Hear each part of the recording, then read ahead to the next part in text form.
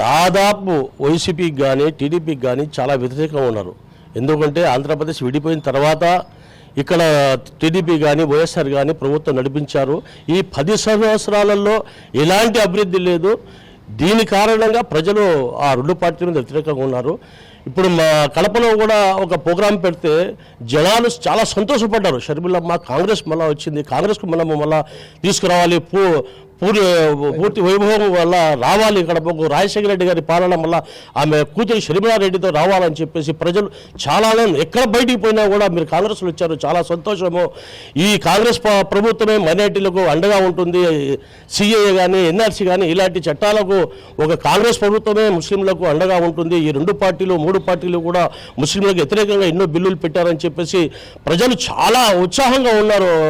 కడప జిల్లాలో మైనార్టీలకైతే ఇంకా ఎక్కువ అభిమానము షర్మిల మీద కానీ కాంగ్రెస్ పార్టీ మీద ఉంది.